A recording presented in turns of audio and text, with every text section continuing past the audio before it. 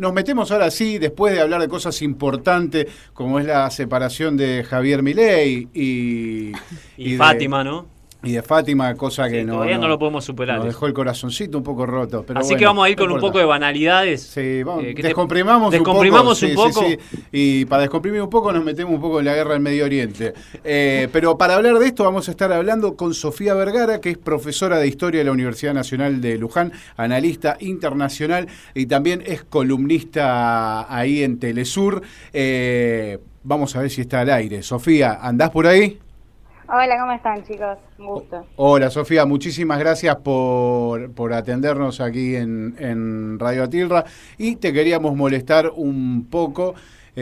Bueno, es público lo que está pasando en Medio Oriente y también es un lío, digamos, para ser diplomático que viene desde hace rato, pero lo que estamos viendo es que cada vez nos están metiendo un poquito más a nosotros en este berenjenal. Contanos un poco, Sofía, en grosso modo, ¿qué es lo que está sucediendo en este enfrentamiento, en esta masacre en realidad también que está llevando adelante Israel contra el pueblo palestino? Y mira, es desde más o menos 1950 que viene pasando esto, y si bien los medios dicen muchos que empezó el 7 de octubre del año pasado, tenemos toda esta conformación del Estado de Israel en territorio de Medio Oriente con un montón de enemigos a su alrededor. Tenemos a todo el pueblo árabe que en un primer momento no reconoció la existencia de Israel como Estado, y que Israel cada vez más busca apropiarse del territorio del Estado palestino. Entonces, bueno, la justificación fue lo que pasó el 7 de octubre del año pasado, y con esa justificación del supuesto terrorismo que existe en Palestina, van avanzando sobre los territorios y colonizando estos territorios en Palestina, sin importarles toda la violencia que están generando en la zona. Últimamente lo que se está viendo, digo, no es solamente el enfrentamiento ya entre fuerzas bélicas abiertas, sino que lo que se veía también es el desproporcionado ataque que hay contra las fuerzas civiles, ¿no? Que no están claramente inscriptas en alguna de las posiciones armadas. ¿Cómo es que esto está pasando a la vista de todo el mundo? Si bien uno puede llegar a entender, pero digo, ha tomado tal dimensión esto que se está llevando adelante un genocidio casi a la vista de todo el mundo ante un silencio atroz. Sí, es que es un genocidio. Nosotros reconocemos que esto es un genocidio, no solo por la cantidad de muertos del pueblo palestino que hay, sino que tenés que tener en cuenta que los puntos de ataque de Israel no son solo militares. Han bombardeado universidades, bombardeado registros civiles, están bombardeando toda prueba de que haya existido alguna vez ahí el pueblo palestino. O sea, lo que ellos quieren ahí es desarraigar culturalmente al pueblo palestino y poder reclamar esas tierras como si hubiese estado desierto toda la vida. Como nuestra famosa campaña del desierto, que no había nadie supuestamente, bueno, ellos están haciendo más o menos ese tipo de campaña mediática. Acá no había nadie, vamos a eliminar todas las pruebas y vamos a instalar nosotros nuestros colonos, porque esa es nuestra tierra prometida. Y lo que pasa también es que los organismos internacionales, primero porque Estados Unidos está del lado de Israel, entonces toda presión que hacen los organismos internacionales para pedir que Israel frene, enseguida se encuentra con la respuesta de Estados Unidos a favor de Israel. Segundo, ya lo vimos con Ucrania, no tiene ningún peso ya los organismos internacionales, han perdido mucha capacidad de intervenir en los conflictos armados que pasan, y más que decir que están en contra o que condenan la violencia, no hay acciones reales que puedan llevar adelante para impedir que esté pasando el genocidio que está pasando en Gaza. Sofía, un poco para traer los últimos acontecimientos que sobre todo no se hicieron visibles este fin de semana, que tuvo que ver con la inserción ya de lleno en el conflicto también de Irán, un poco por qué sucedió esto, para recapitular para quienes nos están escuchando, y después cómo te parece que puede empezar a tejerse en base también a las alianzas políticas de un lado a otro, en que esto pueda ir escalando en una guerra que exceda en un principio la zona de Medio Oriente.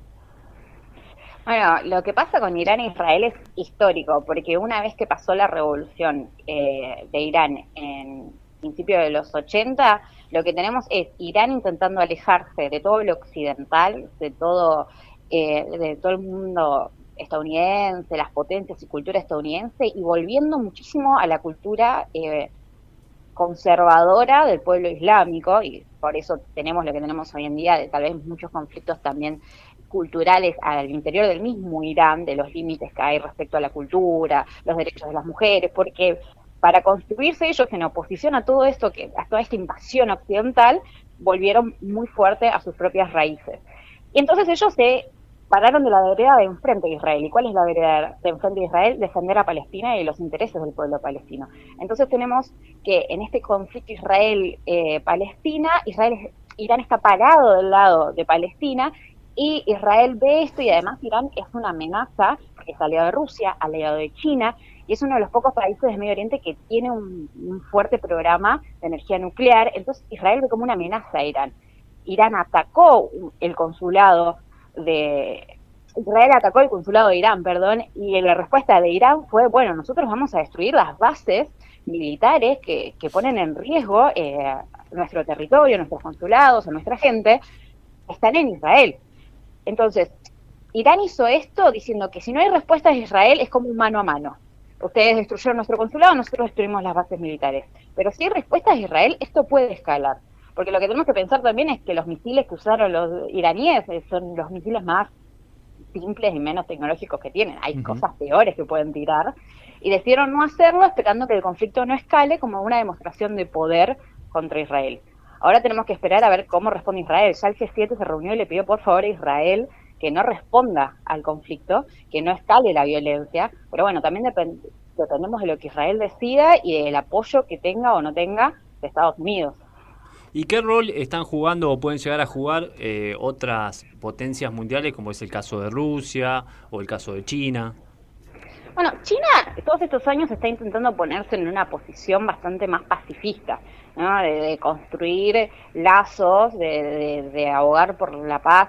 China, por más de ser un aliado estratégico de Rusia, medió en el conflicto de Ucrania-Rusia pidiendo la paz. No se puso al lado de Rusia, por lo menos no de una manera directa, armamentísticamente. Y creo que va a ser lo mismo en este conflicto. Puede que le dé apoyo económico a Irán de otras formas, pero no se va a parar del lado de Irán tan abiertamente. Rusia puede que un poco más, porque abiertamente está en contra ya de la OTAN y Estados Unidos por todo el conflicto que tiene en Ucrania.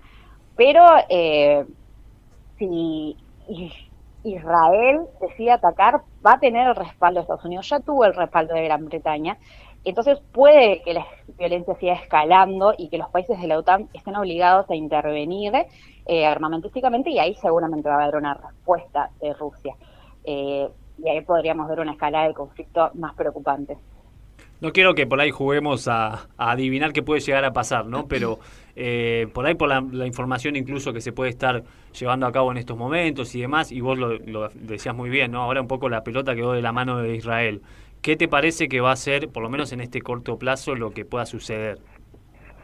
Y yo creo que conociendo a Netanyahu y cómo viene manejando las situaciones internacionales, su primera decisión va a ser atacar. Hay que ver si Estados Unidos puede o no frenar a su aliado en Medio Oriente para que no escale la violencia. Ahora mismo yo creo que lo que está pasando acá es que Israel se vio humillado militarmente, y que la primera respuesta fue devolverlo. De hecho, andaban circulando en los medios de que la Junta de Israel se había formado un comité para devolver el ataque inmediatamente después, y hubo una intervención de varios países pidiendo que esperaran y que no reaccionaran frente a las provocaciones de Irán.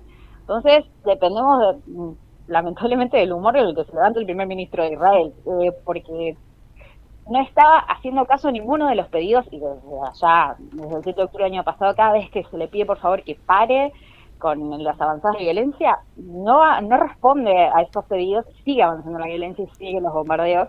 Entonces, dependemos muchísimo, en realidad, del humor del primer ministro a esta altura ya. En ese sentido yo te pregunto una última, ¿no? ¿Cómo está un poco, porque el gobierno de Netanyahu es una coalición también, ¿no? Política. ¿Cómo está un poco conformado eso internamente? Tenemos el primer ministro y después tenés, como conocemos, el ministro de guerra.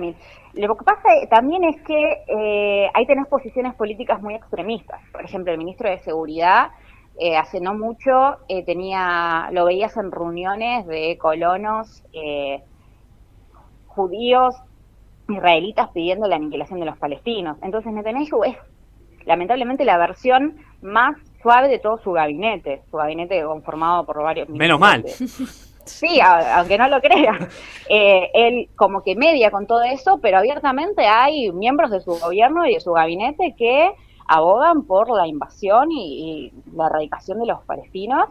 Es más, en una de estas conferencias se había visto un mapa que había proyectado una de estas agrupaciones, donde estaba presente el ministro de Seguridad, que mostraba dónde había que bombardear y cómo se iban a llamar los nuevos pueblos de Israel que estaban sobre las ciudades de Palestina. Entonces tenemos como toda una serie de mandatarios muy extremistas en el ala de Netanyahu, y al mismo tiempo él teniendo que mediar con su deseo de avanzar militarmente y los frenos que le ponen las políticas internacionales, quienes los financian, obviamente. Sofía, y como éramos pocos, ahora aparece el soquete este que tenemos del presidente y como si no hubiera problemas, está jugando todo este show que están haciendo ahora últimamente. Bueno, ¿qué repercusiones puede tener todo lo que está haciendo el gobierno nacional con respecto a este conflicto? Y esperemos que ninguna, pero la realidad es que ya posicionarnos del lado de Israel es peligroso, sobre todo de la manera en que lo hizo, señalando explícitamente al gobierno de Irán por los atentados de la Embajada de Israel y de la AMIA, ya como con un dedo acusador y planteándolo como un enemigo histórico de Argentina. Ya nos plantea de la vereda opuesta y nos puede poner en un conflicto diplomático, que no sería el primero en el que nos pone últimamente, pero sí es peligrosa la postura. También es un poco, creo yo, estratégica de la idea, esta media mesiánica que tiene Milei de querer ser el salvador de los valores occidentales. Él mismo lo dijo, Israel es como la salvaguarda de los valores occidentales en Medio Oriente. Ahora, tendríamos que preguntarnos por qué tendría que haber valores occidentales en Medio Oriente si es Medio Oriente. Pero bueno, ahí también nos damos cuenta de la condición de colonia y de invasión que un poco representa el Estado de Israel y cómo es la avanzada de Occidente en Oriente. Y Milei quiere creer que eso está bien y que los valores occidentales deben avanzar en Medio Oriente y se pone desde ese lado, que es el lado de las potencias occidentales como Estados Unidos, Gran Bretaña. El problema es que estamos en un momento histórico en el que esas potencias están perdiendo mucha fuerza y que las potencias que están surgiendo son China, Rusia, están más del otro lado del mundo. Entonces nos está alejando política y diplomáticamente de todas las grandes soluciones que podríamos tener a los problemas políticos y económicos en el país. ¿Crees que ese reacomodamiento que está haciendo acá el gobierno en Argentina tiene que ver también con el papel que está llevando adelante Estados Unidos en este reacomodamiento mundial y ante esta necesidad que tienen de pararse frente a estas potencias que claramente han quebrado su hegemonía? Si todo esto nos inserta un poco en la necesidad que tienen los yanquis de reasegurar lo que fue históricamente su patio trasero. Sí, claramente. Yo creo que también está relacionado justamente eso con toda la avanzada de la derecha que se está viendo en Latinoamérica. Hay una fuerte financiación de las derechas para que los países latinoamericanos vuelvan a pararse del lado occidental, del lado estadounidense, del tablero, porque lo que vemos es que durante los últimos años los países de África, los países de Latinoamérica y países de Asia están haciendo tratos, arreglos constantemente con China, y nosotros mismos en el gobierno de Alberto Fernández habíamos negociado préstamos. Hay un interés muy fuerte de China por reconstruir lo que ellos llaman la ruta de la seda, que es esa mítica ruta china, por donde comerciaba el mundo antiguo, y ellos lo están haciendo ahora y lo quieren hacer en todo el mundo. Entonces, su estrategia es más de inversión, y eso le conviene muchísimo a los países latinoamericanos que están endeudadísimos con el FMI, con el Banco Mundial. Entonces, lo que está buscando Estados Unidos es sacar de esa esfera de influencia a los países latinoamericanos, y no le conviene nada más que la derecha neoliberal, que es como la que representa Milei, y Milei, férreo admirador de Estados Unidos, ya visitó 3 veces Estados Unidos, es como su modelo a seguir y su aliado ideal, pero no sabemos si es el aliado ideal realmente para nosotros en este momento político y económico. Ahí te quiero llevar, porque viste que este año también hay elecciones en Estados Unidos.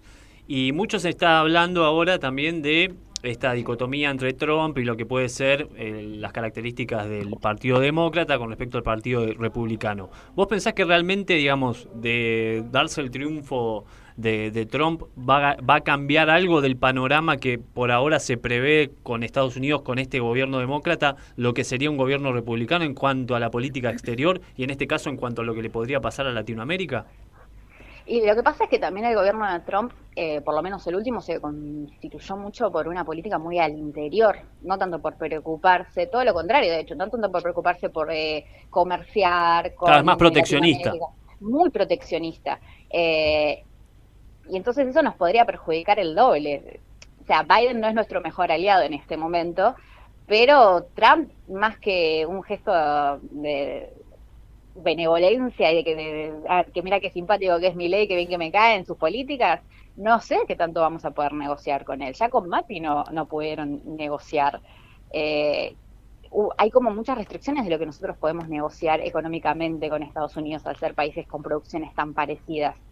Entonces, no sabemos si el gobierno de Trump va a ser beneficioso para nosotros. Todo lo contrario, creo yo. Creo que va a tener una capacidad, ahora sobre todo con la base que tenemos en Ushuaia, de extraccionismo, y vamos a quedar en desventaja frente a lo que nos ofrezca Estados Unidos y lo que nosotros tengamos que darle a cambio. Sofía, te agradecemos muchísimo esta nota, ha sido muy clara y si no te molesta, seguramente alguna vez te vamos a volver a molestar porque lamentablemente creo que esto no va a terminar acá. No sé, no veo que termine pronto, pero muchas gracias a ustedes por invitarme. Muchísimas gracias, Sofía, te agradecemos la atención. Bueno, ahí pasaba entonces Sofía Vergara, docente de Historia de la UNLU, columnista de Telesur, como bien vos decías. Muy interesante, la verdad, pudimos ir haciendo un recorrido un poco de Medio Oriente. Un paneo general. Sí, muy clara, además.